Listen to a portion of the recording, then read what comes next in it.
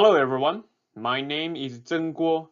I am a student of the Embry-Riddle University, and my major is Aviation Maintenance Science. Since my major is related to the aviation, today I'm going to teach you guys how the jet engine works. Now let's talk about the basic component of the jet engine. The component of a jet engine includes air inlet, compressor, combustion chamber, turbine, and a nozzle. And now let's talk about the process and each step for jet engine to complete its working cycle. The step 1 is called intake. The task of intake basically is to channel the airflow through the inlet and the compressor. There will be huge volume of air sucked into the inlet by fan and compressor. The air intake must be designed to provide the engine with required flow rate. When air flows through the inlet, it has to be as smooth as possible because you have to minimize the resistance of the airflow. And there are two types of inlets. One is called divergent, another one is called convergent.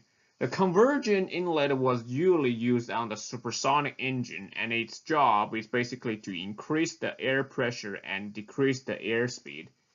This is step 1 intake. Now let's take a look at step 2. Step 2 is called compression. After air goes through the inlet, it will flow straight to the compressor, and this step is called compression. This process basically is to pressurize the air and deliver it to the combustion chamber. Compressor is made of stages. Each stage consists of rotating blade, stationary stator. As the air moves through the compressor, its pressure and temperature will dramatically increase, and the power to drive the compressor directly comes from the turbine as shaft torque and speed.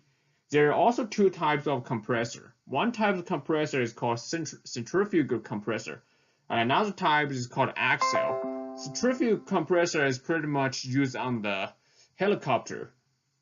And this is the step 2. Now let's take a look at step 3. Now let's take a look at step 3. Step 3 is called combustion. So after air went through the compressor, the airflow will go straight to the combustion chamber, and the air is mixed with fuels and ignited as it passes through the combustor. The combustion gases generated during this process expand explosively in the direction of the turbine.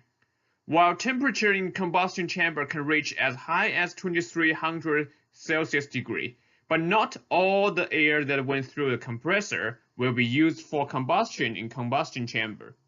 Only about 12% of the air will mix with the fuel and ignite. The rest of air will be used to lower gas temperature. This is step 3. Now let's take a look at step 4. Step 4, which is blow. So after hot gas shoot out the combustion chamber, it will strike right on the blade of the turbine, and it will convert its power to rotate the turbine. Remember, as I said before, the power of compressor is driven by the turbine, and the turbine is driven by the airflow that comes out of the combustion chamber.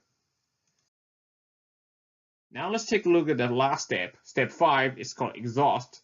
So after air goes through the turbine, it will flow through the nozzle and eventually exhaust it out to the atmosphere.